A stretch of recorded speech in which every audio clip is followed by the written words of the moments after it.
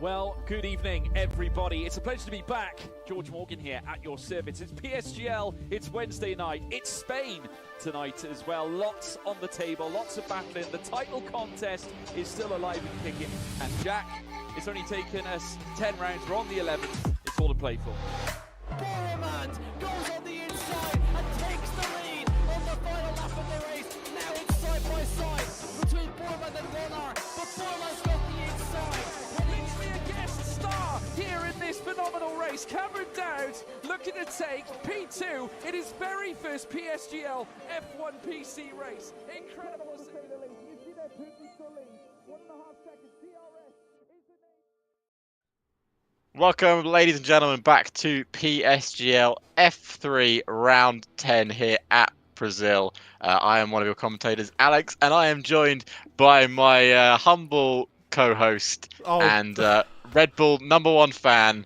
I've got it there. It's Josh Griffin Meek. How's it going? Well, there we go. Completely out of the window, but yes, it is lovely to be back. It's been a little bit of a while since we've been here in the F3 comms box, but again, it's lovely to see so many returning names, of course. Ricardo and Oscar in chat. It's lovely to see you guys. It's lovely to see the drivers here as well. Looking to still compete, looking to still get a little bit of a challenge on. I have just been made blissfully aware, after looking at my camera, that my room is very, very dark. I promise you, I'm okay. Alex has not trapped me in his basement. I am perfectly fine. Not recently. Well, swiftly moving away from that, let's have a look at the calendar. So, of course, as everyone will know, Zandvoort got cancelled, round 9, out the window, because F1 Sim Racing came back. Boo. Sorry. Behave yourself. Behave yourself. We know you're not the biggest Max Verstappen fan. It's okay. I know, I'm sorry. But necessarily getting that sort of, little break, very much needed for the drivers here in this series, and also for the commentators here as well. It was lovely to be able to watch George and Hayden really go to work on the comms desk.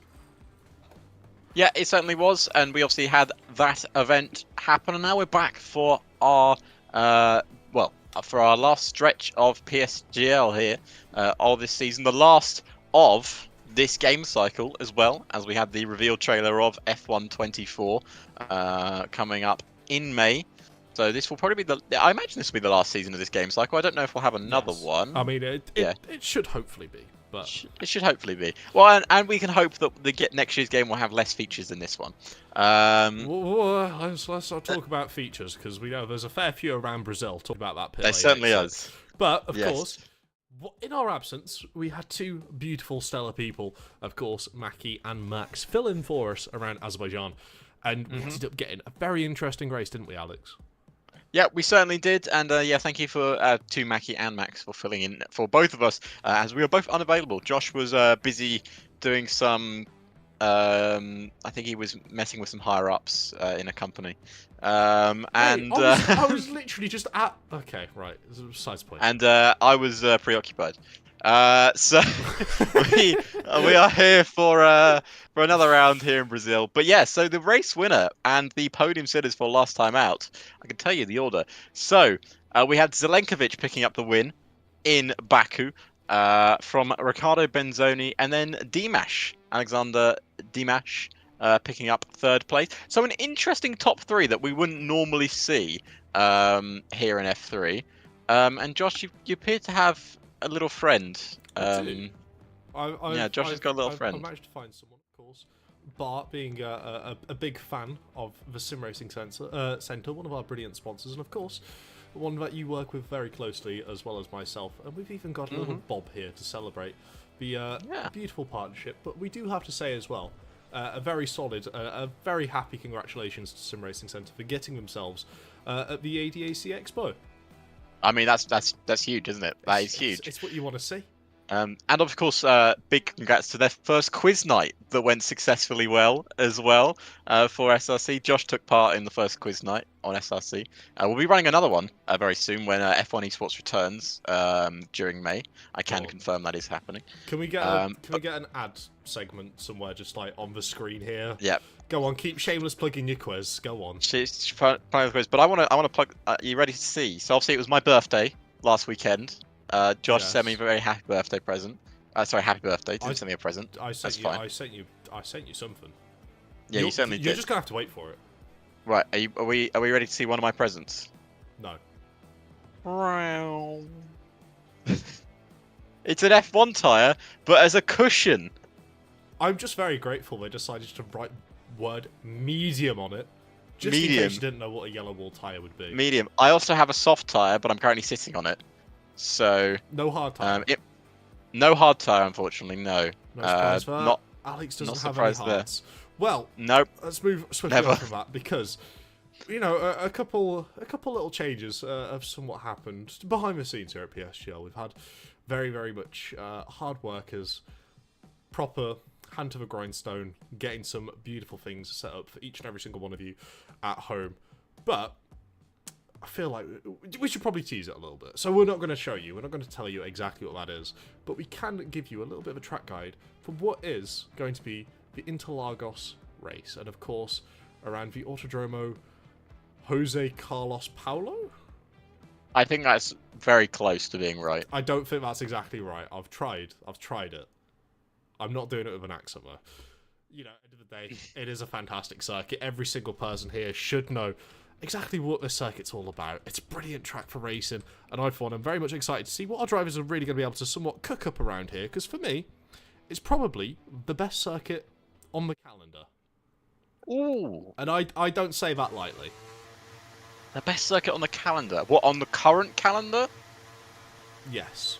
Okay, so on season 36's calendar here at PSGL. I think Oh, it's on the best season circuit. 6's calendar, okay. I would agree with you. Yeah, I really like Zandvoort, but we didn't get to race it last week, so that's fine. Womp womp, I know, big womp womps. Yeah, I think you're probably right. I'm trying to think of the other ones that we've had this year that have been quite... Which, to be fair, I think we've been really spoiled with quality of races we've had this year for F3. I think we're having a very close title fight. I don't know if we actually showed the championship standings in the end. Yes, of course we have. We have. Yeah, we've got a very close title fight. And we are only missing 2 drivers today, so we've almost got a full grid of 18.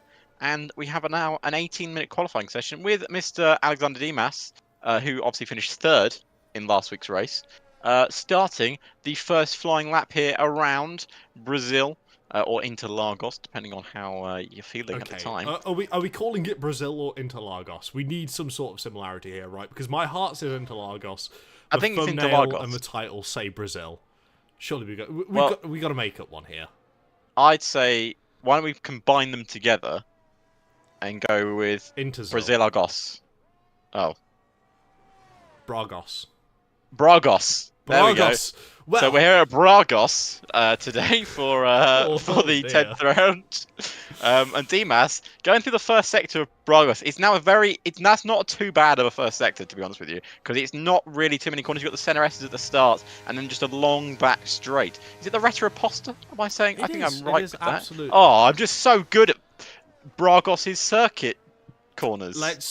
Okay, I'm even more less of a fan of us trying to ship names together for things which don't need it, because they've got 2 separate names for a reason. Of course, you've got the entire country that, unfortunately, we didn't quite have the budget for PSGL to go racing around the entire exterior of the Brazilian country. So we're just settling here for a cheeky little bit of Interlagos, but we will see Alexander Dimas here coming up towards the line. You see that DRS wide open. We're going to cut on that left-hand side as much as possible to sort of narrow the track down a little bit, try and minimise the overall distance. He's going to come across flying over 107.2. That's already quicker than us, Alex. Bad. Yeah, it certainly is. Very good opening lap time. We've got Reyes. Is it Reyes? Race. Oh, he's got his name officially changed. Yes. Oh, I didn't have to change it. Oh. But Riccardo Benzoni goes on to provisional pole. Finished 2nd last week with a 107.125. Now currently on sitting provisional pole. But how many times, Josh, have we said this season that Benzoni's been sitting provisional pole and somehow ends up 4th? It's ridiculous, isn't it, at the end of the day? I mean... He's got the pace. He's unlucky. He can clearly show he's got the pace. He's got the ability. Yeah. He's somewhat got that natural gifted sense to be able to extract a couple of extra attempts here and there. Just sometimes I do question the run plans he gets put on. Not always being out there on the best part of a track in order to get the lap. It can be very, very hard to somewhat predict it for the engineers. And it's sometimes even harder to be able to consecutively get the laps in qualifying, build the momentum, build the confidence, which is so key. You know, we talk about consistency, and one of the best ways to be consistent is by feeling confident in the car's ability and always being able to push yourself. As Tony O'Shea invalidates the lap time, he's going to be driving it back into the pits, and that's already a set of soft tyres wasted. Yep, and also, he's on his own today, Josh. No McLaren teammate for Riccardo Benzoni, which means any battle he has with maybe a duo of teams, maybe we're looking at Williams, maybe looking at Red Bull, will be on his own. He's got to do it all on his own. So, I guess, I was going to ask probably a stupid question, but maybe you've got a decent answer to my stupid question. I was going to say, is that, in hindsight, a benefit, or is it a disadvantage? Because I suppose every strategy is all revolved around him. Because let's be honest, sometimes this season he's been given the short end of the stick. I remember in Monza, was this season, when he was put on slick tyres too early, Yes. around a wet track. I mean, there has been certain strategy calls that we both called out as that was wrong. But maybe now they're only focusing on one driver, it's not going to be too bad. I mean, I don't know. It's a bit of a double-edged sword, isn't it? Especially around a circuit like Interlagos. You know, it can be very tight, can be very somewhat twisty. There will be a DRS train formed around here after the first 3 laps. It can be very much difficult if you don't have somewhat of a rear gunner or a track mate which you can really work together and try and benefit off. But we know Riccardo Benzoni. He's a fantastic driver. He's showed that over on the PlayStation side. He's directly transferred the ability over to the PC side without any sort of hiccups. He is very quick. He is very talented. So for me, it's very much going to come down to the external factors, the variance that he's going to be facing. Whether it's going to be safety cars, VSCs, maybe a couple slower drivers getting a brilliant qualifying lap out of the way, but then not necessarily being able to look after and conserve tyres in the race. It is very much going to be up in the air. But for now, of course, we don't have hindsight, but I would say he might be in a bit more of a beneficial position, as you already mentioned, not having to play second fiddle, being able to get that sort of ideal strategy that he really wants. And I'm sure he'll be shouting at the engineer, making sure whatever strategy he wants, he's going to be doing his utmost to get. Yep, 100%. You know, I agree with everything you just said, Josh. Was you listening to anything I said? Yes, always. Okay, what was the fourth word I said without a vowel? The. It's literally got an E on it. Right, anyway, let's move on. He's not a vowel. It can be. You now question yourself if E is a vowel. No, right. How do you spell James Vowels? With an E. J. A. Yes. Oh, M. Lando Moreira. Hello. What are the Astons doing? Aston Martin fighting already. Oh, Let's God. ignore Alex's spelling of James without an E. There's an E as well in it, Completely I'm missed pretty my sure. pun. The has an E on the end. James. Okay, we'll ignore that one. But Domi JD and Nando Moreira coming to blows somewhat a little bit. Moreira having to dive it back into the pit lane. He will not be happy. Someone getting caught up there with his teammate. You got to consider, is that, you know, a potential, you know, dilemma coming there, especially if Dilemma? Yeah, with an E in it, mate. As With an E in it. Once again confirms, E is definitely a vowel. I've not seen. I don't think I've seen Domi G-Day. G-Day? I can't speak today. JD.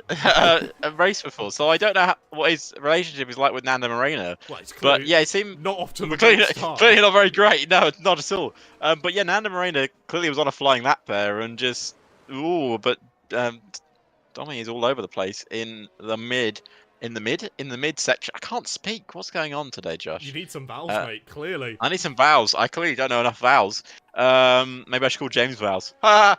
I get the joke now because his second name is Vowels. Oh my word. Therefore, if you guys are still I realised why that's funny. Oh my word. I just realised why that's funny because vowels. Yeah. You No, that wound makes me up sense. rotten, and WJD's wound himself up rotten there with a lap only good enough for P12, and he's going to get moved down to P13. After, I do believe that was Tope putting in a brilliant lap there to get himself up into P4. We do have almost every single driver out on track trying to get themselves on the board. And Aljat here is starting his first lap of the session, looking to get a lap time on the board in that beautiful Haas car. Red, white and black. Personally, I don't think you can go wrong with it. Nope. I quite like the colours of the house. That's probably my color scheme I wear in real life as well. Not the colors of the American flag, considering they're an American team though. I've never really got that. Yeah. I don't know why. We do also have Ricardo in chat saying, "Is this PSGL?" No. This is a terrible podcast with James Vowles. No, of course it is PSGL. We got Frankie in chat as well saying hello. Hello, Frankie? Francie. Right. Francie. I'll learn to read, you learn to speak, we can balance it out as Daniele Prodi. Oh, but Daniel Prodi will learn to put it on pole position, or provisional pole, as they say, with a 107.090. I mean, fair play. I mean, you're just getting that little bit of a marginal gain. You do need the track evolution here. Will be rampant towards the end of a session. Just being able to make sure you're out on the track at that perfect opportune moment in time will gain you, looking about a tenth, maybe 2/10 of a second. So Daniel Prodi being able to get that lap in, make sure it's in the clear conditions as well, not being distracted by the traffic, and at the back of this little pack of this gaggle of cars who's approaching here. Surely you would think now, with 7 minutes and 50 seconds left on the clock, he could potentially go out and do 2 runs, but does he feel pressured enough to go for 2 runs?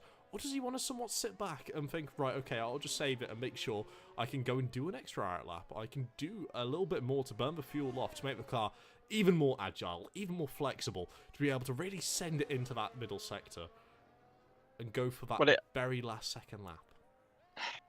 It's an interesting thing, isn't it? Because it really depends what his run plan is, which is always the the $1 million question. Unfortunately, I don't have $1 million to give away, but I'm really not sure. Like, it's one of those things. If he's already, I think he's come back into the pits. No, he hasn't. I was Daniel Prodi. I was watching the wrong person. But yeah, it's very interesting indeed, Josh. I'm not sure, but Ajat is on his lap here. Yes, we got. He invalidated his first attempt. We got Ricardo Sacco saying, "Yo, this isn't PSGL. I mean, where is Otmir, Blakely, or Brandon?" So, the way PSGL works, we have divisions, okay? It's very much like your Formula 1s, your Formula 2s, your Formula 3s. These are the drivers of the future, right? You know, once, the likes of Otmir, Rasmussen, all them retire, right? When they end up, getting to that age, the grand old age of probably like 26, 27, it really creates an opportunity for these drivers to step up to the plate. And you could very much be seeing a couple of these drivers here, currently running in the F3 bracket, maybe getting a chance in the real F1 esports, and really moving themselves up to the likes of F1, where they will be competed, and, really getting themselves across. It is absolutely fantastic. Or you can choose to believe what Francie said and say that Otmir is Daniel Prodi, he's just changed his name. That's true. I can confirm. Have you ever seen them in the same room together? No. That's all I'm going to say. That's all I'm going to say. Okay. Ricardo Benzoni, on the other hand, not improving his first sector, Josh, but that is not where you can make up the time, is it? The middle sector and is where you can make up the time, because that's where the most corners are. Absolutely. I mean, you're looking here, going from the double right-hander at turn 6, then to turn 7. You're getting the car rotated and slowing it down, kicking out the rear. It's why the old McLaren, from back in the day with 2 brake pedals, was so good around here, because you could block up the rear brakes to get the car rotated in without having to necessarily turn the front and dart it in. It was absolutely fantastic. As Dylan says, the grand old age of 27. Where is Big C in all this? He's long gone in retirement. He's resting. He's resting his laurels at the minute. Benzoni 5 thousandths off his middle sector time. He can do it. Is he going to improve? No, he's in. He's in. Oh, Nando Morena. In the pit lane as well, by the way. That little bit of contact. Very unfortunate, but at the end of the day... What? Yeah, going into the pit lane. Oh. Is that going to be a lobby restart? No. Yes. Oh. Yes, it will. Hold up. Dimas yeah, is a 10th up on his lap. What do you mean he's a 10th up? He's a 10th up in the middle sector on his lap. No, it's raining, Josh. Josh, it's raining! No, it's not. You're seeing stuff. Josh, Alex, it's I'm raining! I'm refusing to believe it's raining here in qualified at Interlagos. That's not odd. Dimas has just put it on the front. He's done the same lap! It's the same lap time! Oh and it's my raining word. here in Brazil! This Williams duo is out for vengeance, isn't it? We've got a championship protagonist, leader, currently P1, who's just starting his lap with this rain coming down. This is giving shades of that Charles Leclerc lap. When it started raining, when it started drizzling, and he thought, no, I'm going to go out, I'm going to stay out, I'm going to do another lap, I'm going to finish it, and managed to find an improvement to get him up into P3. But with drivers retiring left, right and centre here, we could very much be looking at this track getting wetter and wetter, with these drivers not necessarily feeling too confident to be able to go out and improve their lap time. And you're more than welcome for that, Ricardo. You want to keep an eye on these drivers for the future. They can be star-studded gems, and you could very much see something happening very special here today, especially if we end up getting a bit of a rainy start for the race. But of course, with lobby restart, we're not necessarily too sure what the weather's going to be. We can only pray that we're going to be able to find it out in a due moment at a time. But you can see here, Daniel Brody heading up towards Yonsao, and you got to consider 1.5 seconds down. I don't think any driver's really going to be able to find time to improve. I mean, you consider him Brody, one of the strongest drivers we've got here in F3 on a brand new fresh set of soft tyres. He's not able to find an improvement. Are the rest of the drivers going to be able to find one? Don't think so, Josh. I honestly think that's quali end. Well, and it's how have we possibly had this? Might be the first time we've seen it in at least F3 history. The same driver has the same lap for pole position, and it's teammates of Williams. And look at top 8's lap as well. It's not far away from we're having we're almost having a Jerez 1997 moment. Yeah, absolutely. With Michael. Who was it? Michael, the one champion, Villeneuve, and I know the other one. It's the other Williams. Heinz-Harald Frentzen. You're welcome. Yeah, Frentzen. They all set the same lap time, but because Parodi set his lap time first, he gets pole. Yes, that's the way it works. He would have been in a theoretical worse condition track. But with a little bit of rain dropping down, I feel like we can give Dimash at least an award for that. So, and also, can I just say, I said Benzoni puts it on pole position, provisional pole, and then finishes 4th. He put it on provisional pole, and he's currently 4th. Certainly so. Only by 1/1000th as well. I'm getting roasted in chat saying I'm a perfect spec saves ad. It's still not raining. I'm going to stand on this hill until I end up falling off it. It's not raining. The drivers are just unable to find a little bit of time. It's definitely raining. It's not raining. No, not at all. I can't see it against the GT Omega sponsor boards. It's not raining. I'm not an ad for spec savers. No, it's definitely not wet out on track. There's not trips going down the camera lens. Yeah, it's lies. It's all lies. It's a myth. It's what Big Connor here is trying to fabricate here to try and make it a little different here. I'm calling you out, Connor. I know you're just trying to paint water over the rain lens. I know what you're doing. Well, it's definitely wet now. I also might have got a spoiler for what the rain's going to be like for the race. Oh, are we going to share? Are we going to share? Well, sharing is caring. Oh, it would be if Discord didn't crash. That was interesting. I think it updated itself. Right, what is the weather? Well, I don't know. You were going to tell us, but Alshat here on the soft compound time is perfectly dry track. Really looking to try and maximise the potential here for a lap time. You can see him there staying over to the right-hand side before ducking it and diving it down into the centre S's, of course, being very, very close to the apex on the inside here. And you would expect with that soft compound tyre, he would feel a little bit more confident than what he's showing at the minute. I don't know, for whatever reason, he's not able to really chip that car through the centre S's. Alex, do you have any sort of insight for the reason why he might not be able to get the grip on that soft compound tyre? I think it's raining, Josh. Maybe. Or, hear me out. DRS has also been disabled. Yeah, that's just because they've pressed the wrong button. It's fine. Ah, true. I do know the weather, by the way, if they go with what's been said. Okay, go on then. Oh, there's Aljat there having a slide on the oily Sun, yes. Inter. So, Hyungmin's Sun into Milan, yep. Wet. Rain, okay. Well, I mean, there was rain forecast for this qualifying, and Alshat's just drifting the car around casually. You're just enjoying it. You're just having a lovely time. I don't know about lovely time.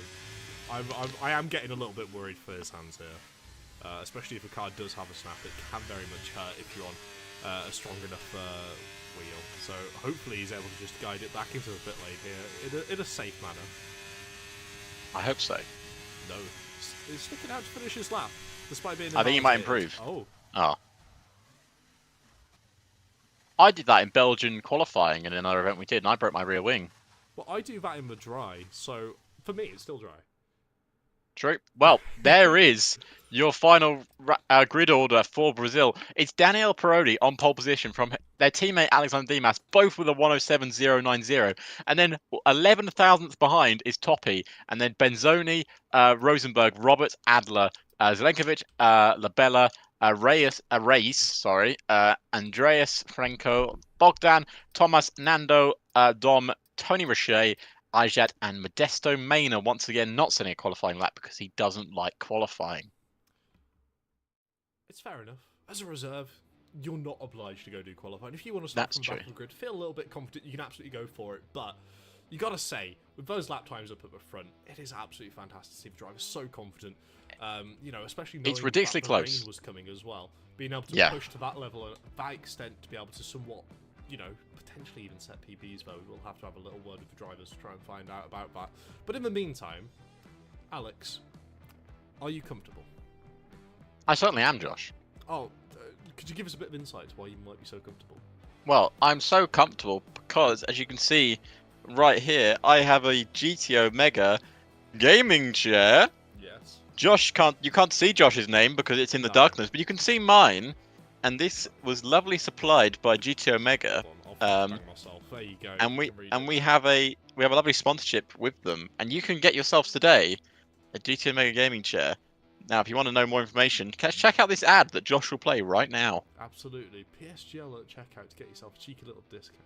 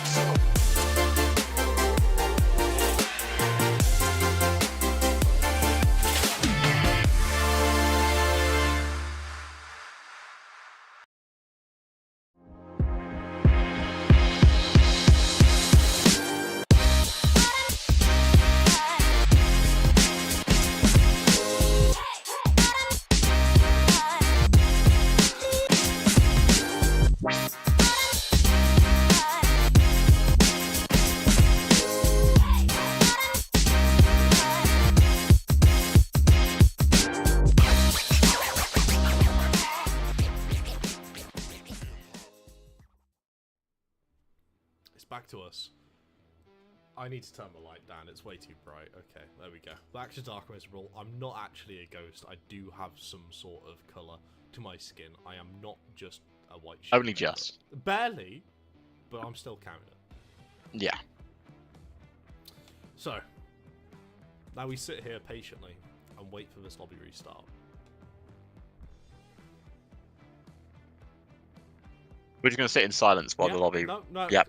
Guys... We're not saying anything. We're just going to sit here. We're just vibing. You know that quiz? That SRC you did? Yeah. Yeah. Did I win anything from it?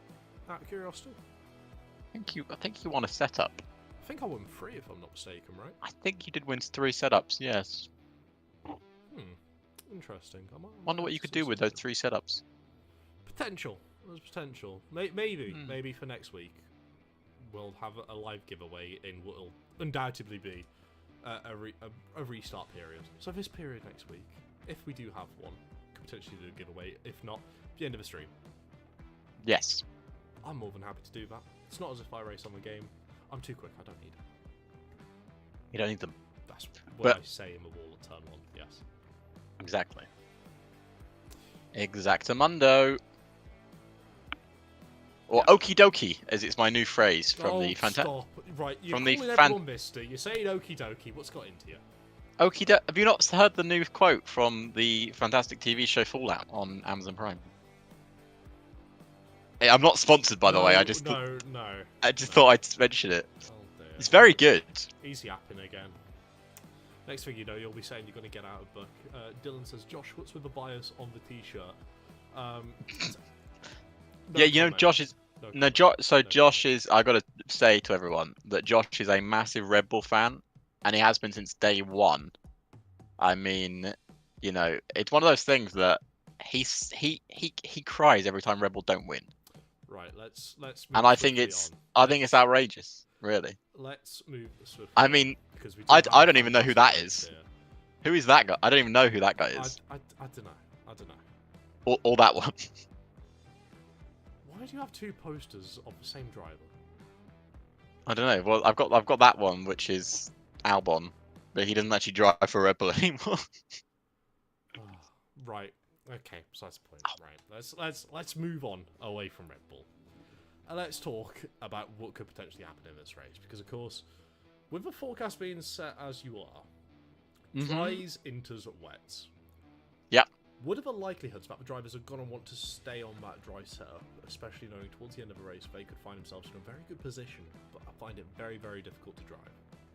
Are they allowed to change setups? No. So they must be on dry still. Are you sure? Well, I don't know. Maybe some of them pick the wets. I don't know, but it depends how long the dry period is. Because if it's going to go dry to winter very quickly, there is only one tyre to start on. Yeah. And it's the softs. Are you sure?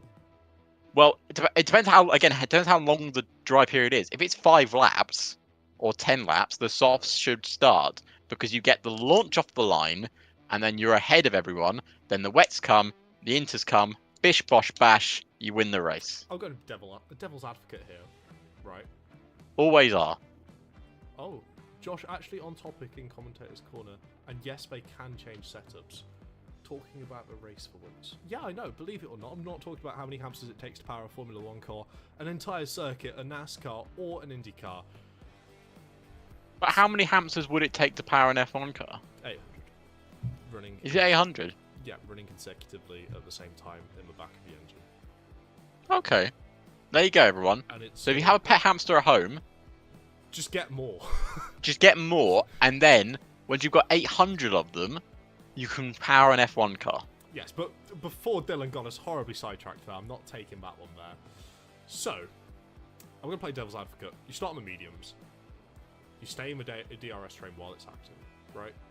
At the end, when it starts getting a little bit wet, when it starts getting a little bit drizzly, you can have that little bit longer on a better set of tyres to really try and capitalise on the soft compound tyre runners. Yes, that is true. Potentially. As we do have Dr. Washed in the chat. Hello, Nathan Richards. Pleasure to see you with the Max Verstappen. No, Max no, Verstappen. right, we're copyrighted. That's it. Stream over. Job done. I did not sing it well enough to get copyrighted. What do you mean? Your You voice sang it on a charity stream. I did. It didn't work. You sang a lot of things on that charity stream. Yes. Row, row, row your boat. Yeah, if you want to listen to the judge sing "Row Row Your Boat" on a but as a metal singer, please check out Deathlink on TikTok. You can also check out Deathlink at youtube.com and also twitch.tv/Deathlink. This yapping is unbelievable, but of course, we should probably also mention our sponsor platforms here. At PSGL, we do have That's YouTube the more important one. Here, if you're seeing this, Yeah. hopefully you found the YouTube channel. If not, click on the video. Yeah, click on it. Click on our faces, and then you get to the video. Yeah, we'll try. Right, you should hopefully be on the video now. Press the subscribe button. Press that little like or the dislike button. More than happy with dislike. Either one, we get impressions. Very So true, very why true. don't you press the like button, dislike, and then the like again, and then we get 3 impressions. All at the same time? Very fantastic. But we do actually have a bit of a conversation going on in the chat here. Dylan saying, Josh, you sang Baby Shark in EOR. I probably did. Did you? I don't remember it. It's been a long time. Okay, it's been a long time. And Mateo saying, I mean, everything depends on the weather. Most of the races I've done with rain, coming mid-race, were just done with a normal strategy. Certainly can be, but at the same time, Mateo, you've got to think, if any of these drivers can somewhat gain even a marginal advantage on the rest of the field, they would look foolish not to take it. They can go for their default strategy, they can go for a normal one, but if the rain is coming as early as Alex has put on a 50 grand bet of it happening before lap 10, surely, you know, a potential medium, hard Have I? or soft, but a bit conservative would be the most optimal way to do it. Wait, Yes. I haven't put 50 grand on this. 50 grand on what? I borrowed 50 grand from Nathan Richards. Okay, well, that's lovely then. So, Nathan Richards is putting up 50 grand on behalf of Alex. Thanks, Richards. It's fine. You got to pay him back, mate. Not if I don't have any I money. wouldn't borrow any money from anyone in Birmingham. Birmingham. Oh right, okay, right. What do you Unnecessary. mean? That was a brilliant accent. That was a terrible accident. Nathan Richards does not have a Birmingham accent. He does not. I've commentated with him and I've talked to him. I talked to him for 3 hours on a broadcast we did recently. Right, okay. Dylan's saying, you did because someone called me Daddy Shark when I was coming up through the pack at Singapore. Have you and Timon started singing yet? It does sound like something you would do. It is something I would do. I'm going to believe you on that one, purely on the basis that I would be silly enough to start singing on a live stream once again. Alex, when was the last time you sung on a live stream? The charity. No, that's not true. I sing on SRC streams Okay. with TK. Might be on the Friday. That would be on the Friday. That would be tomorrow. We have some social races. Apparently, Miss Formula says we have a VIP joining us for one of the races. She hasn't divulged who that VIP is. But it's clearly not us. You know, myself. I think it's Obama personally. He's a big fan of Formula 2. So I'm thinking he'll appear. Maybe.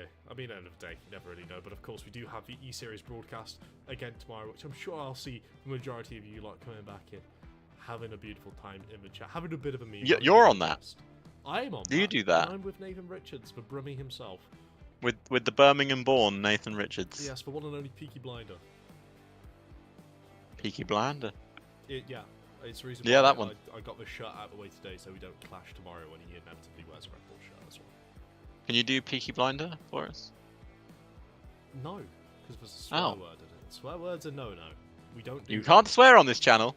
We don't swear. Even though I think we've done it once before, because I think I was very tired and I swore by accident. No, you said. What was it? Was it crap? I think you said crap. Crap's not a swear word. Exactly. And you called it a swear word, and I was like, no, you're fine. Don't worry about it. Dylan saying. Yeah, that's true. You could speak about the championship implications qualifying may have. We could do that, but I mean, where would the fun be in that? Or what we could do, theoretically, now hear me out, wait for the first safety car, which is inevitably going to happen when the conditions start changing, everyone goes absolutely balmy, trying to do everything. Then bring it up. Yeah, I At the end mean, of a race, we're going to bring it up as well. Have a little bit of a prediction to see who's going to be leading what, who's going to be doing what. And Oscar's saying, when are we starting? right now, Mate, Oscar, don't know. I'll tell you what. we are actually loading into the lobby right now. Let's do a live rock, paper, scissors, right? Okay. What, me and you? I'm putting this on the Williams in P2, taking the lead in turn 1, okay? Okay, Rock, paper, scissors, shoot, okay? alright. Rock, paper, scissors, shoot. Right, okay, we're going to take each other out in turn 1. Oh no. We predicted this. That's all I'm saying. We predicted it. But, tell you what, less of us waffling. We can actually have a look at the race. Mateo as well, saying F2 quali is going to start earlier than the F3 race at this rate. Oh no, don't tell me about it, mate. Tell me about it. But Don't tempt us with a good time. don't tempt us to go raid Nathan Richards and Sappy's chat. That'll be very fun. Maybe a bit too fun. Almost too good. To be true. To be true, to be true. I don't know what that accent was. Honestly, just remove your vocal cords. You're terrified of speaking. You're terrified of accents. Yeah, considering the job that I'm in, I don't like public speaking. Isn't that weird? I mean, I don't have to speak publicly, but hey. Dylan's trying to grass you in, by the way. Okay, no, grassing both of us in. They said F you in sign language to the camera. I don't speak sign language. I wish I knew that. Because that'd be I could probably say F you in Arabic, but I can't remember how to say it. I know how to say I've got the whole world No, he's got the whole world in his hands. He's got the whole world in his hands. He's got the whole wide world in his hands. He's got the whole world in his hands. Right, there we go. I have muted him for you in chat. Don't you worry about it. He's gone. He's disappeared forever. He's removed the microphone. I've took it and ran away with it. But I have just heard him put his headset down. So We're going. Here. Josh, we're going. We're going. It's 5 lights. And we're underway for the Brazilian Grand Prix. And we are lights out with both Williams not getting off the line well. Only Daniel Peroni getting off the line well. Dimas down to 4th at the start of this race. But there we go. We've got Tope, we've got Benzoni, and then we've got Dimas, followed by Rosenberg, Tom Roberts coming up the rear as we go straight down the Retta Aposta as Daniel Peroni leads from Riccardo Benzoni, Tope, and then Dimas. And everyone making it through pretty nice and easy, but a terrible start from Dimas there, Josh. Yeah, and you've got to consider as well being on that hard compound tyre. Perhaps we're waiting for the rain to come a little bit later on in this race. Perhaps maybe not necessarily towards the halfway point. Might be looking a little bit further than we anticipated. What was it, 18 laps, 19 laps? Maybe looking towards lap 22 to lap 23. To try and stretch those hard tyres too. It'll be a bit of a tall task, but we know these drivers and we know the calibre that they have, as we will see Racefair looking to try and get a little bit of a move going on towards the rear of the field on Timo Zlenkovic, of course. One of the podium sitters from last week, last time out around Baku. Certainly very interesting, certainly a different array of strategies being used here, but you've got to consider Daniele Peroni and Riccardo Benzoni, both of our potential championship protagonists, starting on that soft compound tyre. Could we potentially have seen them trying to mimic one another? Yeah, it's very interesting that we've got a lot of people on the hard tyres, which, as you mentioned, Josh, probably leads to saying that the rain is going to come a lot later in this Grand Prix than we expect it to. But why would Peroni and Benzoni start on the softs if they think the rain's not coming early? Unless they just fancy going a bit quicker at the start, as we see Franco make another move there up into P10. But they've got 1.3 seconds already, Josh, on the car behind. Yeah, absolutely. Perhaps they might have been trying to second-guess one another just a little bit too much, and both ended up falling into the trap of caring too much about one another on the circuit, and of course in the championship standings, really then to try and necessarily figure out what would be the best potential race strategy for the actual race and not the championship. Of course, we like to mention marginal gains, we like to mention stepping stones. Every single one of these races in this championship is just a stepping stone to get you to the end goal of being the F3 champion, getting yourself a drive in F2 and moving yourself slightly further up in the PSGL ladder. It's not something every driver is capable of doing. It's something myself and Alex clearly aren't capable of doing. Hence we're in the commentary box. But these drivers here, they all know exactly what they're like racing one another. They know where the opportunities are going to be, especially around a track like Interlagos, a very common, very popular track for all these drivers. Sure, you would consider maybe one or two of these drivers thinking, right, okay, we're going to try something a little bit different. Not necessarily maybe going for that one stop over from the dries to Inters. That's very true, and we're going to see Dimas dive down the inside ahead of Toppy there into 3rd place. Dimas looking to recover after his horrendous start, but I imagine that's because he's on the hard tyres rather than the softer compound. We've actually got wheel-to-wheel back going on towards the back of the grid between Bogdan and Zelenkovic. They go wheel-to-wheel through the right-hander, and now we're going to see Zelenkovic on the outside. Bogdan now forced to the outside because the outside turns to the inside line because Zelenkovic get a better drive out of the corner. No, they're still wheel-to-wheel as we head into another heavy braking zone where Zelenkovic will now be in 13th, Bogdan into 12th. Good wheel-to-wheel battling there. They've lost a bit of time to the cars in front, but they're still sticking with DRS. Yeah, the fact they're only 8 tenths behind the pack after going side by side since, realistically, the start of turn 9, if not a little bit sooner, all the way until the exit, or the entrance of turn 11, I should say. Absolutely fantastic, but we are seeing the strength of that DRS coming into play. Daniel Peroni getting that overtake back for the lead on Benzoni, and Tope making his way back past Alexander Dimas. Of course, these drivers here are very much going to be in a bit of a scenario here where they're going to have to decide, do they want the long-term gain of somewhat staying in the train, farming up a little bit more energy and really picking their battles, or are they looking for that short term, right, I can burn a little bit of rubber, I can try and get a couple overtakes here sooner rather than later. Very similar to what we've seen Matthew Alder do there onto Tom Roberts for P7, P8, but still almost side by side heading up into the uphill right-hander. Yeah, I don't know how the Merc's going to feel about that one because they've been wheel-to-wheel for quite a few laps, and now they might lose out here to the Red Bull of race as he goes down the inside. He's now going to try and do exactly what Bogdan did to Zelenkovic a lap or so ago. He won't dive back up his inside. There's a soft tyre runner behind them in Andreas Franco. But goodness me, this has been a thrilling start to the Brazilian Grand Prix. We're already 4 laps in to this Grand Prix. It's going to fly by. It's going to absolutely fly by.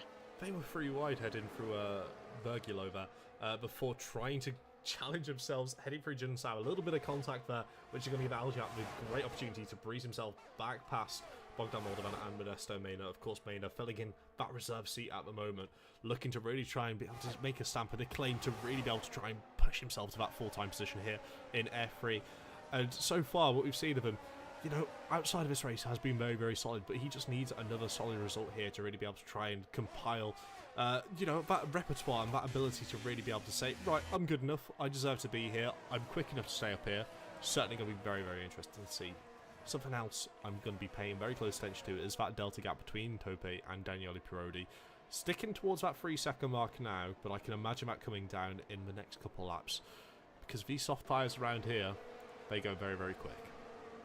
They certainly do, Josh, but a 3-second gap is a 3-second gap at the end of the day. I mean, without DRS as well, we've mentioned it so many times on broadcast, how important DRS and ERS is in this year's Formula 1 game. All been changed around from next year's game, I've heard, from people that I've talked to that have played the beta. So we may be not talking about that as much next year. But I honestly, Josh, to be honest with you, these soft tyres runners might have made the right choice here. That's all I'm saying at the moment. We still don't know whether rain is coming, or if rain is still coming. You know, the weather might have been changed. Potentially, at the end of the day, we're going to have to wait and see, aren't we? Hindsight is a beautiful thing, and unfortunately we don't have the luxury of having it just yet. We will have to wait and see at the end of a race to really see who's on that winning strategy. But one thing is for certain, those soft tyres still have an abundance of grip still left to give us. See Andreas Franco making a move to the inside of Reyes at the end of Beretta Raposta, heading into Decido de Largo, making that brilliant move there. But at the same time, he's just left a little bit too much space, and Race tried to hang it around the outside there of Ferradora, but he's just had to back out, knowing it's not worth trying to battle that.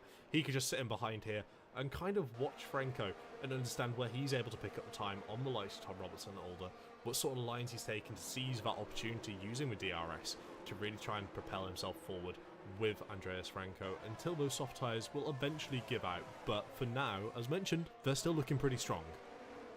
Yeah, and they'll look pretty strong as well, because remember, it's a lot easier to look after tyres when you're chasing people. Of course, the dirty air is going to affect you quite heavily, but I mean, still, you're in a good position here. Mr. Franco in a good position, trying to make up some places, as we actually see Tope is going to be under a bit of pressure again from Alexander Dimas, but not making... I wonder, do you think Williams split their strategy on purpose here? You know, obviously, Caprodi got pole, Dimas was second. So I wonder why they split the strategies. I mean, you consider it, and you look from an overall more championship-looking perspective. Parodi leading the championship. All he's very much got to do is keep himself up here in contention, getting another good solid handful of points. Not letting his competitors get too close. That could be the reason why he's on soft tyres, to get out of this field, to get out of any potential instance which might happen. But Alexander Dimas showed around Azerbaijan he was very comfortable driving this car to its absolute limit, brought himself back home the podium for the team. Although it's not a team championship here at PSGL, you do have to consider that these drivers will pull together, they will work together, and they're going to be very much looking to try and maximise their result as an entire collective unit, not looking to try and hold one another up. They want to be able to perform at their very best. And if you give another driver on the circuit a little bit of a favour, let's say, by letting them go past with a fresh set of tyres, you can somewhat expect that favour to be repaid in due time by the driver which ended up passing you before. It could very much be one of those scenarios where Parodi might feel like, okay, I might need to owe Dimas a favour a little bit later on. But right now, I need to go on the soft compound tyre. I don't think it's fair for me to go onto the hard. It won't do me any justice. Yeah, and I suppose the other thing in that one, Josh, is that he's got to match his championship rival in Benzoni. Absolutely, and you know, you consider it. These two, they're doing a fantastic job trading at DRS, but you can already see that gap is slowly starting to fall. Now down to the 2.9 seconds. You'll have a little look here through the second sector as Brody has a large slide there, heading up into turn 8 there. It's very unfortunate, but at the same time, Benzoni just having to sit here and wait behind, isn't he? He can't make the move now. He's just having to wait, and it's going to be so painful knowing that he can go quicker. But just understanding the role that these two have to play together as track mates out on the circuit together, they've got to work together. Because as soon as one of them decides to call it and abandon, that's when Tope and Dimas are right in this window. Well, catching now, as was predicted by Dylan in the chat, the hard tyres are slowly catching up, and obviously when they hit that slipstream, it's going to be even quicker, as you mentioned, Josh. But we're on to lap 9. I predicted rain around lap 10. I think it's going to be a bit later than that. But at this point, Josh, if the rain is going to come, and it seems like it's going to, they need to stay out on these soft tyres. Because if they pit onto another set of dries and then the rain comes down, they are screwed in this race. They need to wait now. If the rain is going to come down in the next 2 or 3 laps, they've just got to stick out the pain and not go into the box. Yeah, and it's not only just for pain of having to run on those worn tyres, not necessarily being in, the optimal tyre strategy. Of course, you're going to be looking more towards risking it to a puncture window, and then if you end up getting a puncture, your race is already ruined. It's very much going to be risk versus reward. And at the moment, they decided to risk it out the gates. They managed to get an advantage. They managed to work together very effectively, very well. But now, the risk is very much coming in. They're going to be very vulnerable to the likes of Tope and Dimash. While all this is being said, Valentino Labella on that medium tyre from the start, still holding on to the back of these hard compound runners, could potentially be on for a bit of a blinder here if the rain's going to start coming down when I expect it. I have some bad news. Oh no. It's not going to rain. It's not going to rain. No, it's going to be like this weather the entire race. Oh. Well, that's changed. I was gaslit into thinking it was going to be rain. Well, so did I. Well, so was Apparently the rain is not coming at all. This is going to be just the weather for the entire race. Oh. Then yes, starting on that soft compound tyre has been a brilliant strategy for them to move themselves up out the pack, out of danger. I can hear you crunching something. I know you're eating biscuits. I hear you as well at home, sitting in your chair, sitting on your desk, lying in It's your hula bed. hoops. I hear you crunching something. Make sure you do grab something to eat, you grab something to drink, because we could be in for an absolute firework of a showdown come the second split of this race, because you've got to think these soft tyres, no matter how long they're looking to hold on to this potential 1-2 they're looking at, they're going to have to put up some stern defending against the hard tyres to make them lose as much time as possible, make those tyres grain as fast as possible as well. So when they end up going into the pits later on, onto a fresher set of quicker tyres in comparison to the likes of the rest of the field, there's potential there. There is a lot of potential for him to somewhat gerrymander a result as we see Dimash Fair getting back past Tope once again, and Tima's Legovic retiring in the pit lane. Not being the race he's been hoping for, but at the same time, you've got to consider, last week it was podium. It's going to be a very high mark you're holding yourself up to after that. Yep, it certainly is. And I mean, he picked up that time penalty. He thought it wasn't worth it because of how close the race is. So it's one of those things that happens. But yeah, the soft tyres are now being caught by the hards. I wonder how exactly this is going to happen in terms of if they catch them. Is that the point where they pull the trigger and come into the pits? No, that's when you start backing everyone up. True. Back everyone up, force all the other drivers to, somewhat be in a little bit of a dilemma. Look for maybe a couple drivers to make moves here and there. Maybe pray for a little bit of contact between the drivers, because of course these guys are competitors. They're all friends off track. They'll all happily talk to one another. But at the same time, they are racing. They are racing for points, we're racing for prizes, we're racing to win. And these drivers know exactly what it'll take. Sometimes it is a bit of misfortune on other teams, which will give them the biggest benefit of all. It's going to be just one of those moments for a couple of these drivers. We will see Race here getting overtook once again. Down into turn 1.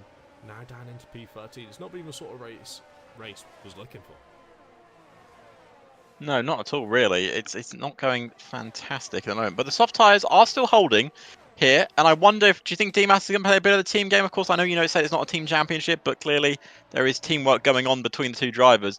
Is he going to stop trying to push up? Oh, has he made a little mistake there, Josh? I think he's gone onto the grass and lost a bit of time because he's now down behind Tope. I think he decided to move over to one side and lift there, maybe trying to get Tope to use a little bit more of his tyres, just trying to let him somewhat take the lead here through this middle sector. Of course, if you're not necessarily feeling the greatest on your tyres, a little bit of dirt, won't necessarily help, but at the same time, just making sure you're not being in a vulnerable position where you're both going to be losing time from a car going up the inside in Sector 2 could be a very smart decision there. Yeah, very true.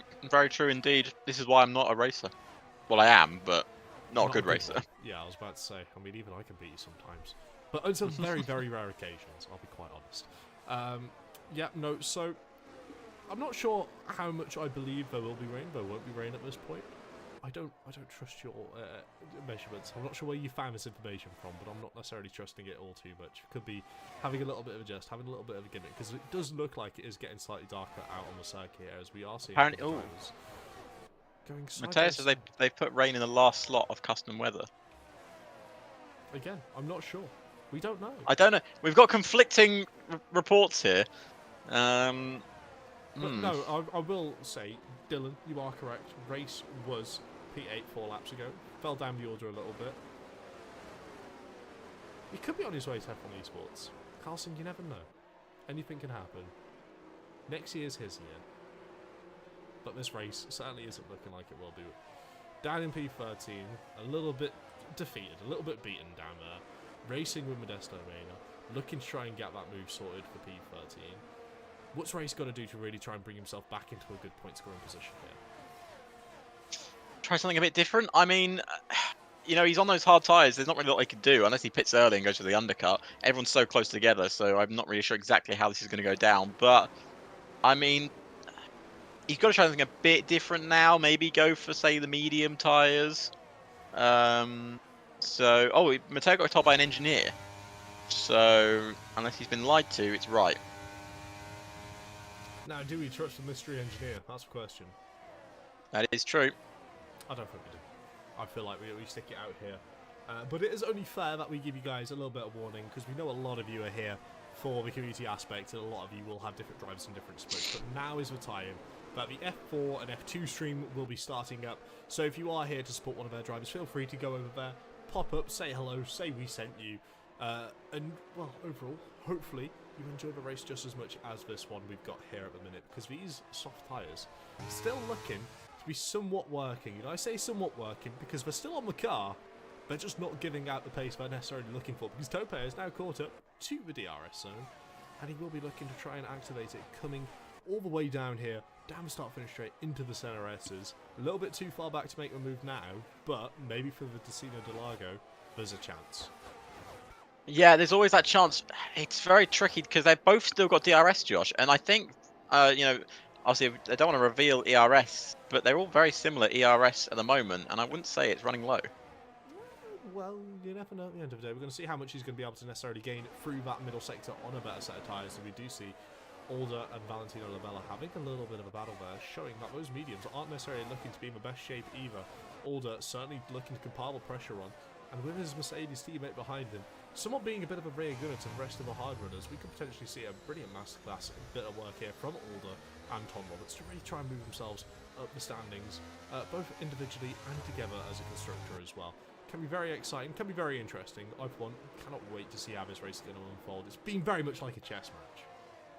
Yeah, it certainly has, and different strategies, especially for the soft runners that have made them go almost 15 laps now. I imagine they'll be thinking about pitting soon, though, because top 8 is there or thereabouts. Is he going to use a little bit of that ERS to consider going for an overtake here? No, both soft runners are in, Josh, and as I predicted, they closed up just when they wanted to come into the pits, and that is when they are ready to go. As Valentino Labella is also in the pits. Was the only runner on the medium tyres, and is now going for a new set of tyres as well. It's going hot. Okay, right. Benzoni, Parodi, going to the mediums. Mediums to the end? Bold choice. Valentino Labella wasn't happy with them after 16 laps. They're going to have to do 20 laps. Very interesting indeed. Lower fuel loads, though. Very true. Could potentially last a bit longer, especially as well being a little bit more clean air towards the back for this start here. Very interesting, but I do believe it is slightly early on the pit stop side to necessarily warrant trying to go for that medium tyre strategy. But at the end of the day, we've been surprised here before. We've seen drivers drag out those medium tyres for as long as they possibly can, regardless of the track. You'll be very surprised by what these drivers are able to do once they do go into somewhat of a tyre-saving life mode, considering, you know, normally the drivers on the hard tyres will be looking to try and chip it over to the mediums to make it a more comfortable one-stop. They are risking it out there. Yeah, they certainly are, and Valentino Labella also medium hard strategy, which is interesting. I wouldn't say normally people would expect that one, but it's an interesting strategy. Let's see how well it pulls off for everyone here. I don't want to hedge bets at this point.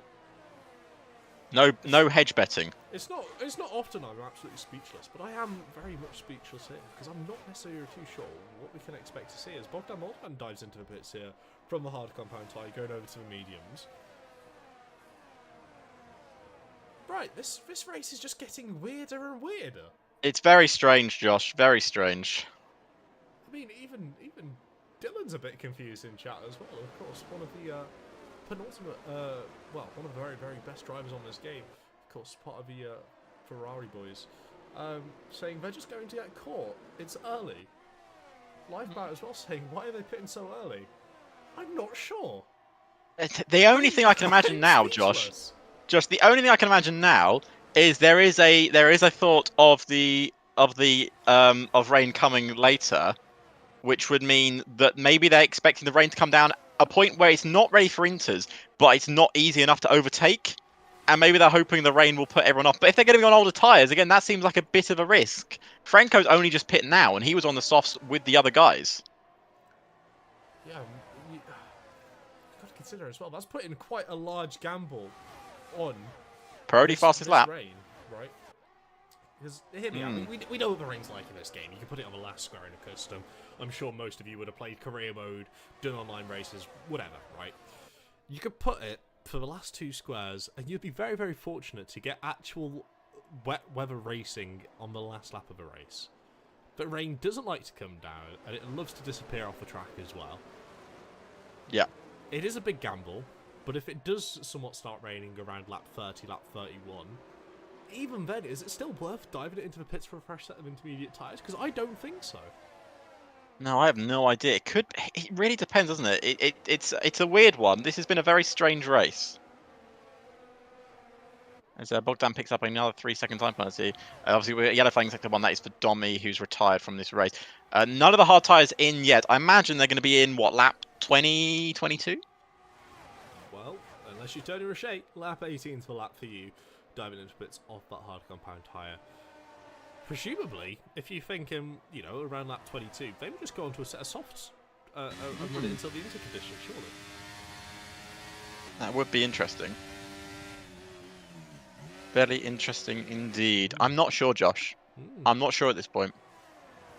As we see Dom's Aston Martin there on that soft compound tyre, just going off the circuit there, hopefully not causing too much of a distraction. We say that as Tom Roberts and Tomasz Labanen here having a side-by-side battle, heading all the way up the hill, over to the right-hander here.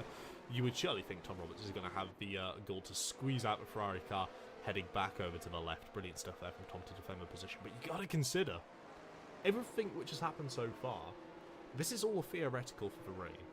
I'm still not entirely convinced that it will come down in the manner it's expected to be. I honestly don't know, Josh. I honestly don't know. If they put it to thunderstorm or heavy rain, I reckon it'll only barely just be intermediate conditions, as Tope and Dimash dive in the pits, as well as Tomasz Labanen and Race, all of them looking to get onto a fresh set of tyres. Question is, what set of tyres are they going on to? Because surely at this point you would consider going onto the softs if you are looking for the rain to come around lap 30. No, they got mediums. Mediums. So maybe there is no rain. I'm not sure about this race at all. I'm not sure about anything anymore, Josh. It makes me a little bit nervous. I mean, you're looking here, Andrea Franco on 2-lap older tyres is going to be coming out here, splitting Tope and Dimash. I don't like this. There's 4 seconds between Labella and Tope, and that is interesting because that was the power of the undercut there, as predicted. Yeah, but I mean, you saw how quickly they were catching in Sector 2 when they was on those older soft tyres. You can only imagine what it's going to be like on older mediums. Yeah, I don't know, Josh. I have no idea what's going on. Yeah. This has been an insanity of a race so far, but the rest of them are in, apart from Tom Roberts, who stays out again. My goat, sticking out there. Not only is he the one setting up all the lobbies to make sure he can get racing here, he's taking the biggest risk of all, the no stop. The no stop. Is he waiting for rain? He might be. I don't know. This Well, is fascinating. Well, can I just say, Valentin Labella has found himself in 4th place on a medium hard strategy. Just sticking by it, just doing somewhat of a normal strategy, as we do see more cars towards the rear of Phil. They're getting very much sideways, trying to go 3 wide, 4 wide, wherever they can, to try and jostle for position a little bit more, as we do see Thomas Lamina there having a bit of a wobble, causing him to fall down the order a little bit more. Tony Richet's retired from the pit lane. So, I'm starting to wonder, is Valentino Labella potentially on the best strategy here? Because those hard tyres are going to comfortably go to the end. He's more than happy to run those for as long as he could necessarily want. And he'll be gaining a little bit on the likes of Parodi and Benzoni. But again, pitting 5 laps earlier than the majority of the grid. It's not a little difference. It's absolutely huge. Yeah, it certainly is. And I mean, are we going to see Andreas Franco do a bit of team play here? Can he try and hold up top 8 best he can to try and help out his teammate? I mean, he can't defend down the main straight because of DRS. He might be able to get back down the Retroposta though, because he'll get the DRS now, but I think the tyre advantage for top 8 is too much and he'll pull away. But that's the fastest lap for Alexander Dimas, who is, where is Dimas? 13th. A lot of time to make up, Josh. Man, I don't like this. I like understanding what's happening in a race. I like to understand the strategies that the drivers are using. When we get thrown this curveball of maybe what if rain happens, when's it happening, being told we're going to get rain, getting told we're not going to have rain, drivers doing different strategies which aren't necessarily, you know, the traditional, you know, logical explanation behind it not raining, but then not necessarily seeing the rain here as well. Very, very interesting, as we do see Alexander Dimas there running it a little bit deep, losing a little bit of time as Thomas Laminen is just about coming out of the pit lane on that set of soft compound tyres. So we are looking for certainly a slobber knocker of a race here towards the end. A slobber knocker. There you go. You gotta love a slobber knocker. Sounds dirty. Yeah, Certainly does. Give me a slobber knocker for this race. I want to be absolutely took off my feet. As Matthew Adler sets the fastest lap time there. And Andreas Franco, yes, 2 lap older tyres, but he's still holding on to the DRS of Tope, doing exactly what he needs to do. Not necessarily putting up so much of a rear gunner fight for Valentino Labella, but certainly showing he's got the pace to be up here, showing that despite the tyres being slightly older, he's very much able to hold into the DRS, which could very much play dividends when it comes towards, you know, the end of a race, the lap 34, the lap 35, the lap 36, showing that Benzoni Parodi should be able to hold on to the back of whether it's going to be Tope or Rosenberg and Older. They'll be able to hold on to the back and with the use of DRS to maybe go for a last lap battery dump to try and get the pass for the lead, because we've seen it so many times here. Yeah, we really have. We've seen it. Well, I mean, I still don't know how to call this race, Josh. I have no idea how to call it now because Parodi and Thingy are still working together. And Benzoni, they're going to be working together until the last lap of the race. Valentin Labella has found himself in 3rd place, but he's being caught by Tope on a new set of medium tyres, who's just set the fast lap. Then Rosenberg set the fastest lap. And then we've got Roberts making a move past Race, and Adler also making moves too. I mean, I have no idea how to call this one. I'm bamboozled. Dimas's pedals has disconnected. Oh. That's why he's down in 13th. He's out. He didn't slow down from the corner. Well, that makes a lot of sense now. Labella is going to get eaten up. I mean, he probably will. Probably. But this race has been so crazy. I have no real reason to say that he won't. You know, I've got an exam tomorrow, and I was sitting there thinking, okay, it'll be Interlagos, it'll be normal, it'll be, you know, very, very low brain activity, thinking about the strategy, what drivers are going to do. You mentioned rain, I was like, okay, right, all the drivers, we're going to stick it onto set us off tyres. Until the rain comes, it'll be absolutely fine. My brain is frazzled already, and I've not even opened up my textbook to do to start studying, yeah, exactly. Yeah, to start studying for my test tomorrow. This is absolutely fantastic. It's a very intellectual race that I'm sure a lot of drivers will be very eager to somewhat look at and see, with the power of hindsight, of course, at the end of the race, what they could have done differently and what would have given them the best opportunity is. We will see Tope there make the pass for the final step of the podium, and he's got a bit of a charge to get going now. With 11 laps to go, 4.4 seconds, I think he's going to be able to do this with a bit to spare. Yeah, maybe. Just maybe. But Josh, how many times have we said catching is one thing, overtaking is another? Too many times. Too many times. We've got 10 laps to go when the leaders cross the line. Oh, I don't like this. So it's now a game of cat and mouse. Who catches who? Is there rain on the horizon? I mean, if a safety car was to come out now, that would completely just change. Well, that changed everything. Yeah, it would change absolutely everything. Okay. Right. We do see a couple drivers using a little bit less ERS than others. We are starting to see a couple of drivers having flashing lights, and they are predominantly the ones who are somewhat found themselves in the middle here, pitting. You know, about 5-6 laps ago, they've not gone really super long on those hard tyres, with the example of, like, Tom Roberts. And they've not gone super early on them, with the example of Franco, Benzoni, Parodi. They're having to deploy the battery to catch up to them, and hoping that the DRS is going to hold them into good regards. As we do see Legend Rosenberg getting the move sorted on Valentino Labella, but he's already lost touch of DRS purely because of how slow Labella was on that hard compound tyre through the middle sector. Giving Tope that little bit of extra breathing room, and he's closed the gap now to 3.1 seconds. This is getting closer and closer. It certainly is.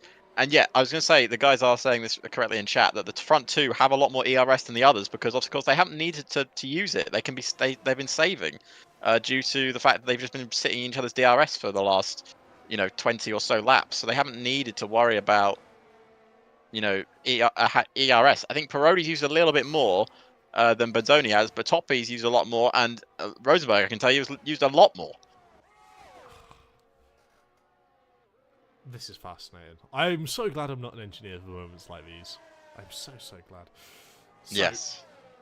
Tope, slowly you can see there, just losing a little bit of extra time heading down that start finish straight, purely because he doesn't have the DRS, he doesn't have that tool, he doesn't have that track mate to work with, to be able to somewhat trade the DRS with.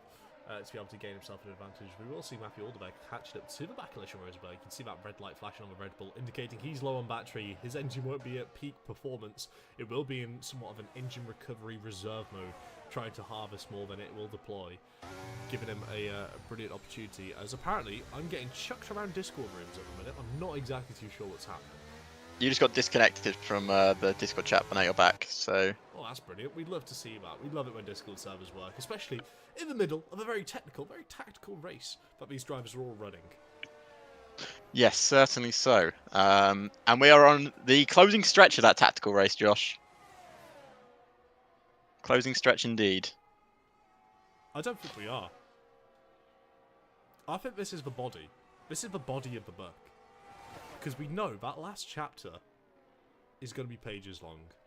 Those last 3 laps are where the moves are going to be made. That's where the stories are going to be written. That's where drivers will be able to etch themselves in the history of mystery races at Interlagos, when no one has a clue what the optimal strategy is.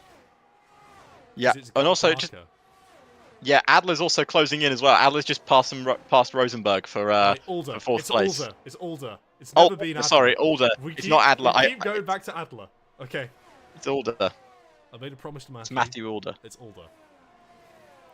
But yeah, Adler is up in P4. Brilliant. Legend Rosenberg as well.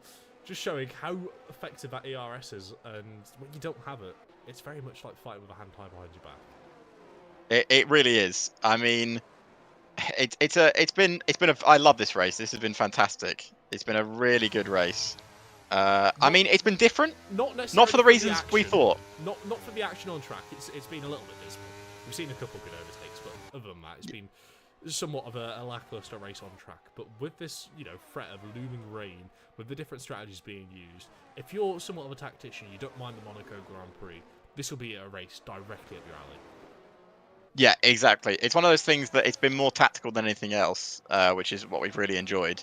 So Roberts has now moved himself into 7th. That Valentino Labella strategy isn't working. Oh dear. I do believe Discord is having more problems. It's decided it doesn't like the sound of Alex's voice anymore, but we are seeing a brilliant battle forming between the rest of these drivers.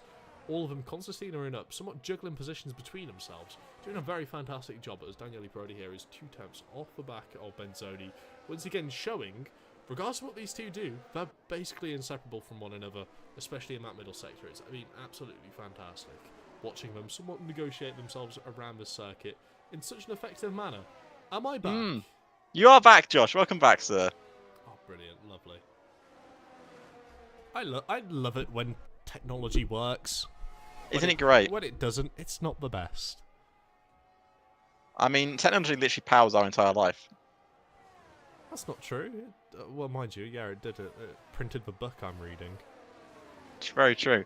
But, Josh, no rain in sight yet. 6 laps to go. 2.3 seconds between Adler and Benzoni. And to be honest with you, that gap isn't massively closing. Not as quick as he would have liked.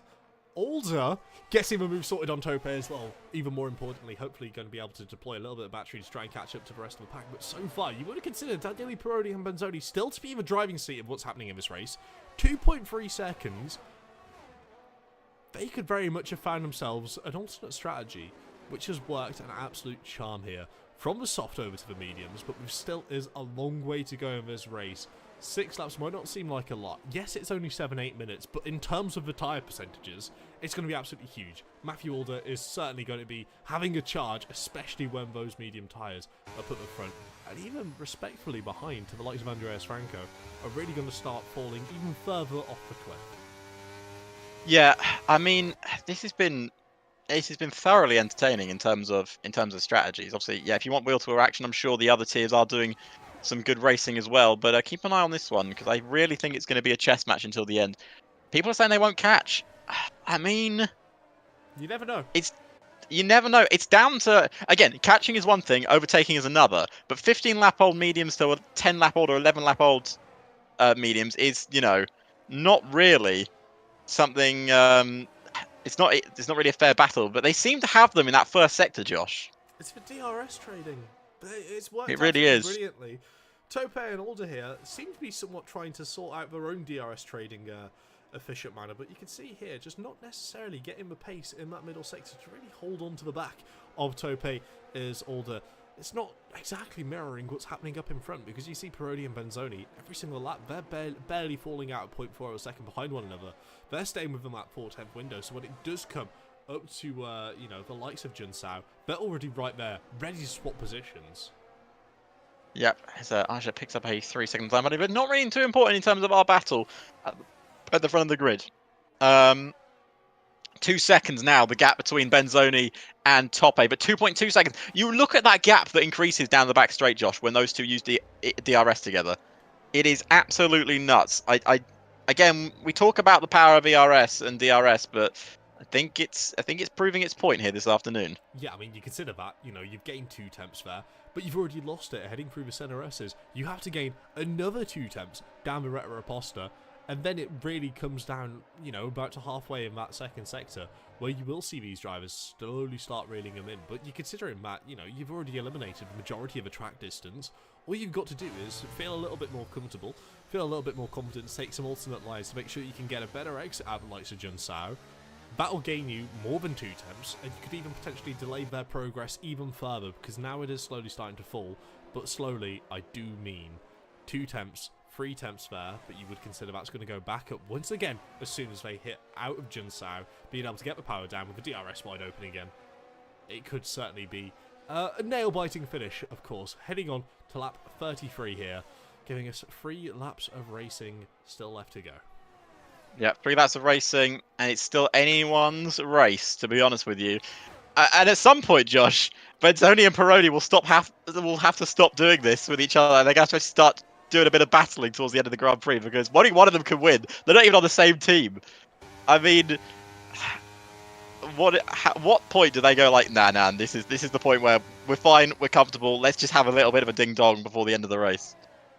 I don't think there is a point. I think they're going to be so focused on making sure to maximise their own points for their own championship benefit here, that they're going to be looking to keep this formation until that very last run up towards the line. And I think that's when whoever's in second place is really going to start trying to battery dump. Either that, or they might try and play something a little bit sneaky in this middle sector and try and pull away just a little bit of a gap before heading into Junsao. And of course, down the start-finish straight to really try and maximise the distance between the cars. Cause it to have a little bit of a distraction, but you will see here, once again, Matthew Alder, 1.4 seconds. It's getting close. I reckon we could be seeing them catch up to the back of them at lap 35. Yep. I mean, 1.4 seconds now. 1.4 seconds. It's going to be tense. It's going to be very tight in this one. As Tope and Adler are wheel to wheel now. Lads, don't fight. They're right there. They're right there, lads. You could still get this. Lap 44 will start seeing DRS games. Oh, God. I mean, that's not what you need in a battle for the lead like this. This is quite the intense one, sir. Oh, I don't like this. I feel like we should all No give rain. We're not going to get any rain No, at all now, no I think. rain. I'm telling you. I told you. It's destined to happen. Once you put rain in that last slot, it's never actually going to come to fruition on the track. It didn't need rain, though. It hasn't needed it. No, it's been fantastic all throughout this race, trying to think about what sort of strategies, what the engineers, what the drivers have really tried to chef up here. And you can see with the cars being so close to one another. Tope 1.2 seconds. He might just be able to break into that DRS gap, be within that 1 second to Daniele Parodi heading through Yun Sao, as long as he gets a very solid exit. But I do mean a very solid exit. Is he going to be able to do it? That's a question. He's going to have to deploy a bit of battery here, and he certainly is looking to do so, and he is within that, and it will be over the detection point. So, we should be looking to see Tope's rear wing open up right there, and you can see it. He's got the DRS. He's going to be looking to try and catch up at a rapid rate of knots, and then, of course, that's going to make Alder's life all so much harder, having to overtake another car within the DRS trade. He won't just get the benefit of the DRS. He's going to have to deploy battery to make sure he can hold on to the back of it, as we do have a fantastic battle breaking out there between P8, P9, and P10 slightly further down the order, but we will focus on this battle here for the podium positions, because it is looking to heat up even more so than it already has. Lap 35, top 4 drivers covered by less than a second. Okay. He's back again. He's back Third again. time's lucky. Here we go. And they've all caught up, Josh, with a lap to go, sir. It's all come down to the final lap shenanigans, as they call it. Oh. It's lap 35 of 36. Who's picking up this dub? Tope? Matthew Alder. All right, well, here we go. Matthew We're Alder. going for the final, well, for the penultimate rundown, the main straight. DRX going to go wide open for everyone involved in this fight. Let's see what's going to happen. Yeah, they do seem like they're caught something. Here goes Parodi. He's going to go for the move straight away. He doesn't want to wait until the main straight, the second DRS straight. He's surely going to get caught by Benzoni again, but he's going to have another run down into the main straight. But I don't think Tope's close enough. I honestly think Riccardo Benzoni and Parodi might have been able to pull off a little bit of a masterclass here in terms of working together and tyre management together. But Benzoni in second. Daniel Parodi leads. Oh, he's got a little bit of a snap, though, Josh. Is that the tyre wear starting to affect him here? Potentially. I'm not sure about starting to affect him, because he would have been struggling with it since lap 8, basically, on that medium set of tyres. I feel him a drop off, feel him a lack of grip, but the drivers are all so close to one another. All you need is a one slight snap of oversteer, and then that could be your entire race ruined. You could be looking to fall back as far down as P5, if not P6, if you're unfortunate. But these drivers are really trying to give up the rule at the moment in time, and I do believe it'll be coming down to a drag race heading out of Yun Sao, which will be a fantastic way to finish this race. But you can see Daniele Parodi deploying a little bit more battery than Riccardo Benzoni, trying to pull a little bit of a gap, trying to pull a little bit of distance, and Tope is doing everything in his power to try and hold Matthew Alder behind, but it might not be enough, because we might have just seen what could potentially be put as the best strategy call we've ever seen in F1 23. Daniele Parodi and Benzoni holding on to the 1-2. Tope P3, Alder P4, Alessia Rosenberg P5 out of that top battle. What a race. Fair play. I mean, fair play from Parodi and Benzoni. We did not think they were the right strategy to go for. They made it work in the end, and look where they've got to. They've got a race. Well, one of them's got a race victory, and one of them's got a second place. And it just opens up that championship gap even more so for Parodi, who's already leading the title, and now he's just taken an extra step slightly closer, heading into the final round of the calendar. It's certainly heated up. It's certainly going to be a fantastic race, but I'm sure many drivers will not necessarily be too happy about that one. They expected rain, they anticipated rain, but it just never really came to fruition. It certainly didn't, Josh, but there we go. Good race. Solid race. Congratulations to Parodi and Benzoni. I mean, you've got to give driver of the day to someone. Which one of the two are you giving it to? I'm giving it. They're both getting one. They're both getting one. Because, to be honest with you, they were both together for that race. They may have been against each other, but they... Well, as Discord has another moment, I'll finish Alex's sentence for him. They worked terrifically well together. in unison all the way up until the end. But that'll be the end of the racing action here in F3. If you're looking for some more racing action, we do have the F2 and the F4 stream going on at the same time. So feel free to hop over to there, have a little bit of a look, and keep an eye out to see if there's any more interesting strategies happening. Because so far, today, we've had a brilliant experience between these two drivers. And I do believe Alex might be back now. Nope, that's you that went. It wasn't One me. of us has gone. It was alright. We're back. We're back. So, let's run you guys through the final classification order before sending you off to the other streams. We've got Daniel Peretti and Ricardo Benzoni picking up the 1-2 there. Fantastic work from both of them. Tope P3, Alder P4, Rosenberg P5, Roberts P6, Maynard P7, Franco P8, Race P9, Moreira P10, Valentino Labella P11, Moldovan P12, Dimash P13, Aljat P14, and then we've got Lamanen, Roche, Domi JD, and Zelenkovic, all of which unable to finish the race. I mean, as far as things go, that was absolutely fantastic, Alex. Yeah, it certainly was, Josh.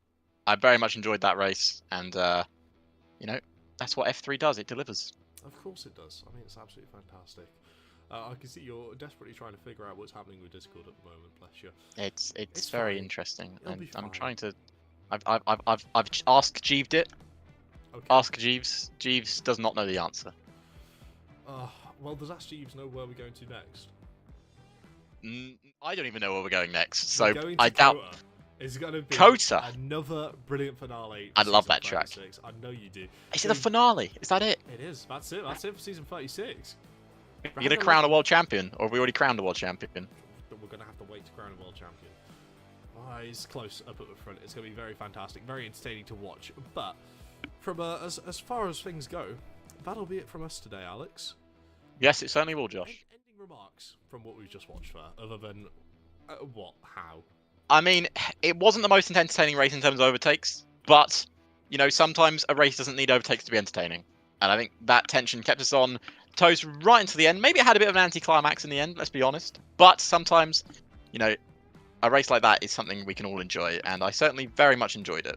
Absolutely. It's been an absolute pleasure here to be back in the F3 booth once again. We look forward to seeing you next week, but until then, enjoy your F2 and F4 streams, and we'll catch you 7 PM here tomorrow for a little bit of E-Series action, and then of course PlayStation back on the Monday, and then we'll be back here on Thursday to do the final for season 36. But until then, we'll see you around.